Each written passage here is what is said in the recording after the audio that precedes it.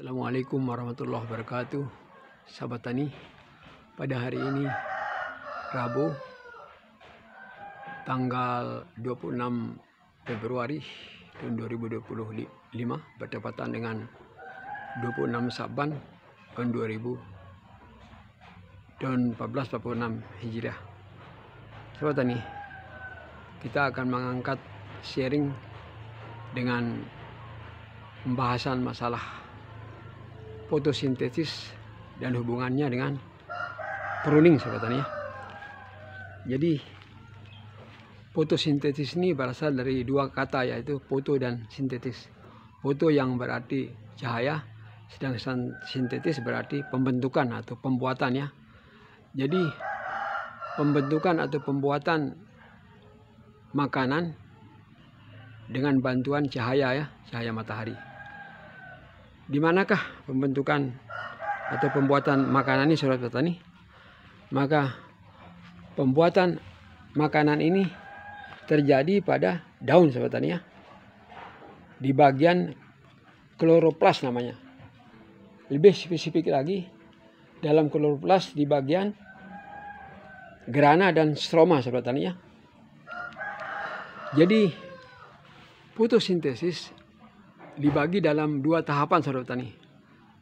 Satu tahapannya reaksi terang dan dua reaksi gelap. Nah, kita akan bicarakan dulu tentang reaksi tahapan pertama ini, yaitu reaksi terang. Reaksi terang ini tentunya membutuhkan sinar matahari, sahabat petani ya. Jadi secara umum bahan-bahan dari fotosintesis itu adalah, atau pemasakan makanan ini adalah air dan karbon dioksida yang tersedia di udara. Air ini berasal dari akar yang menyerap dari tanah lalu naik ke daun ya. Sedangkan karbon dioksida adalah berasal dari atmosfer atau udara yang ditangkap oleh stomata daun ini ya, yang ada di bawah daun kita ini. Ada 99% ada stomata daun yang tugasnya menangkap karbon dioksida di udara, lalu bersatu dengan air di dalam stroma, dibantu dengan atau dikompori oleh cahaya matahari, sehingga secara singkatnya terjadilah pemasakan dan pembentukan glukosa atau karbohidrat. Nah, jadi karbon itu seperti apa, saudara petani? Karbon dioksida yang ada di udara ini, yang di atmosfer ini, bisa berasal dari asap pembuangan kendaraan bermotor atau pabrik-pabrik, bahkan dari hembusan napas makhluk hidup seperti manusia dan hewan. Jadi itulah yang beredar di udara kita ini, sehingga dalam pemasakan fotosintesis akan diseraplah karbon dioksida itu oleh stomata daun ini dan bersatu dengan air yang berasal dari akar naik ke atas ke daun, sehingga dibantu oleh cahaya matahari sebagai kompornya, maka terjadilah pembentukan karbohidrat dan oksigen ya, saudara tani. Jadi di dalam tahapan pertama, itu tahapan reaksi terang ini, saudara tani, bahan-bahannya adalah hanya air, sahabat tani. Jadi air dibutuhkan dalam reaksi terang dalam sel membran dalam granum namanya. Dibentuklah output berupa oksigen. Dari dalam reaksi terang ini, tahapan pertama fotosintesis ini, outputnya hasilnya berupa oksigen, ATP dan NDPH. Ya, Jadi pada reaksi terang yang tidak mengikuti karbon dioksida sebagai bahannya, cukup air saja dan cahaya matahari, dengan cara matahari ini memecah molekul air ya yang ada di bagian granum kloroplas daun kita ini, sehingga terjadilah secara singkatnya produk yang namanya oksigen, lalu dilepas oleh stomata daun ini ke udara dan dimanfaatkan oleh makhluk hidup sebagai respirasi atau bahan pernapasan. Sedangkan hasil daripada reaksi terang yang lain selain oksigen adalah ATP dan NDPH. Nah, ATP dan NDPH ini merupakan energi yang akan digunakan di dalam reaksi gelap untuk menghasilkan karbohidrat atau glukosa. Nah, di dalam reaksi gelap ini tidak membutuhkan cahaya matahari saudara tani.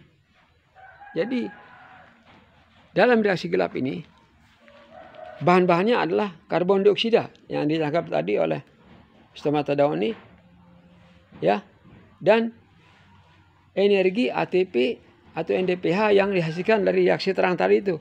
Itulah bahannya. Lalu diproses dalam membran sel di bagian stroma dalam kloroplas ini, sehingga terjadilah glukosa atau karbohidrat. Dan itu akan mengisi seluruh jaringan-jaringan tanaman kita. Lalu apa hubungannya dengan pruning sahabat tani? Nah, dalam fotosintesis sahabat tani, masing-masing daun ini akan menghasilkan karbohidrat yang berbeda sahabat tani. Daun-daun yang langsung terkena sama sinar matahari mampu menghasilkan 1,4 mg karbohidrat per jam ya. Apabila full kena mataharinya, itu per jam dia dapat menghasilkan 1,4 mg karbohidrat. Ya, jadi semakin banyak daun sahabat tani, maka karbohidrat yang dihasilkan akan semakin banyak. Nah, bagi daun-daun yang terhalang dengan sinar matahari atau ternaungi, maka dia akan menghasilkan karbohidrat yang sedikit.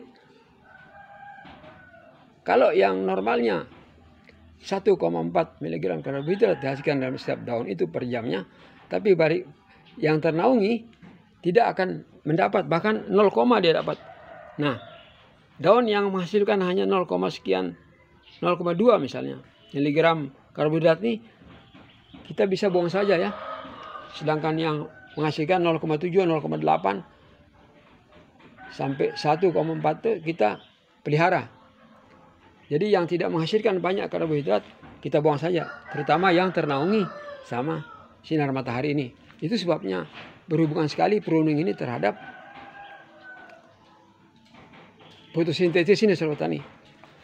Makanya sebaiknya kita mempunyai alat yang namanya fotosintesis meter, ya.